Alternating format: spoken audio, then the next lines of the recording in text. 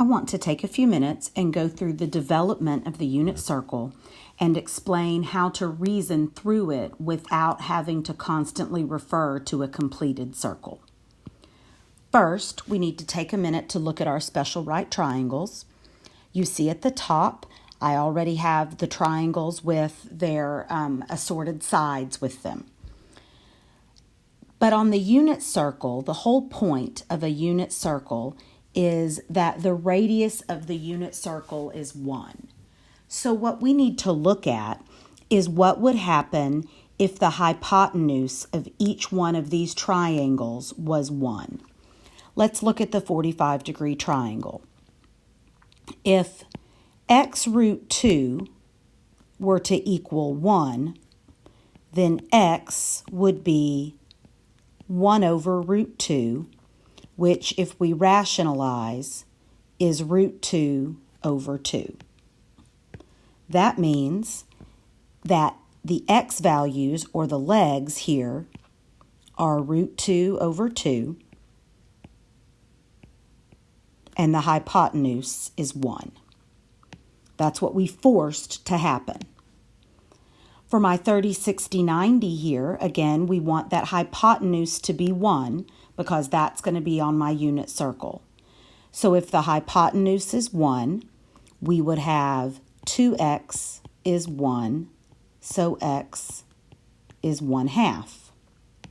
That means on my 30, 60, 90 triangle that the short leg is 1/2. The long leg is x root 3, which would be the square root of 3 over 2, and the hypotenuse is 1. The numbers are the same with my 60-degree angle here. We just switched the short leg and the long leg. So the short leg here is 1/2, the long leg root 3 over 2, and the hypotenuse is 1. Let's look and see what that looks like in the first quadrant of our unit circle. Notice the first angle that I have here is the 30-degree angle. If I look at the point at the end of that line, that point will have the ordered pair of the horizontal distance and then the vertical distance. The horizontal distance is the length of the long leg, which is root 3 over 2, and the vertical distance is the short leg, which is 1/2. For our 45-degree, both of those, the horizontal and vertical distance, are the length of the legs, which are both root 2 over 2. And for the 60-degree angle, the horizontal distance is the length of the short leg. The vertical distance is the length of the long leg. And this we can do all the way around the circle, which we'll talk about in a second. The other things that I want to point out are this first angle is 30 degrees, or pi over 6. Then we have the 45 degrees, which is pi over 4. And 60 degrees, which is pi over 3. When I try to remember these are really all you need to remember to be able to work with the unit circle. In trying to remember these, what I remember is that if it ends with a 3, the pi over 3 starts with 1/2. You don't have two 3's next to each other. That's the best thing I can do to remember. Let's look at two other points on the unit circle. First, right there at, this would be 0 or 2 pi or 360, however you want to think about it. That would have the ordered pair 1, 0. And then at 90 degrees, which is pi over 2, we would have the ordered pair 0, 1. Next, I want to look at the whole circle. What I want to point out is that if you look at all of the green, all of those are going to have a reference angle of 30 degrees. Let's look at it. The first one would be 30 degrees. The guy in the second quadrant here is 150 degrees, so he has a reference angle of 30 degrees. In the third quadrant, that's 210, also with a reference angle of 30 degrees. And then in the fourth quadrant, 330 degrees. Let's talk about the next one. So 45, 135, 225, and 315. Next, for our angles with a 60-degree reference angle, 60 degrees, 120 degrees, 240 degrees, 300 degrees. All of those have the same reference angle. We should probably go ahead and put on 90, 180, and 270. So now I want to look at how we go around the circle with our radians. So 30 degrees is pi over 6. If I add another 30 degrees, I would have 2 pi over 6 or pi over 3. If I were to add another pi over 6, I would be at 3 pi over 6, which is pi over 2. If I were to add another 30 degrees, I would be at 120, which would be 4 pi over 6, which reduces to 2 pi over 3. Think about that one for a second. 2 pi over 3 is pi over 3 away from 180 degrees, which is pi. If we keep going, starting back at the beginning with pi over 6, we had pi over 6, 2 pi over 6, which is pi over 3, 3 pi over 6, which is pi over 2, 4 pi over 6, which is 2 pi over 3, and then here we have 5 pi over 6 at 150. 180 would be 6 pi over 6, which is pi. Then we would have 7 pi over 6. Our next one would be 8 pi over 6, which reduces to 4 pi over 3.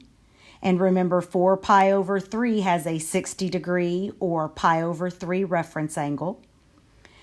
Next, we would have, let's see, over here, 300 degrees would be 5 pi over 3. And then 330 degrees would be 11 pi over 6. We can do the same thing with our 45s. Here we have pi over 4. 90 would be 2 pi over 4, which reduces to pi over 2, 3 pi over 4, 5 pi over 4, and 7 pi over 4. If you can just remember the reference angle, then we can get everything else accomplished, because we know that in the first quadrant, in quadrant 1, all of our ordered pairs are positive, positive. In quadrant 2, our ordered pairs are negative, positive. In quadrant 3, we are negative, negative. And in quadrant 4, we are positive, negative. As long as I know which quadrant we are in and the reference angle, I can figure everything else out. These the first quadrant will have these values. These values will actually go all the way around the circle following their reference angle. The only thing that will change might be the sign. For example, we want the terminal point, so the coordinates of pi over 4 radians. First, pi over 4 is in quadrant 1, where my ordered pairs are positive, positive. Pi over 4 has the ordered pair root 2 over 2, root 2 over 2, and both are positive. I'm done. What about 2 pi over 3? 2 pi over 3 is in the second quadrant. I know it's in the second quadrant because it's just pi over 3, or 60 degrees, away from pi.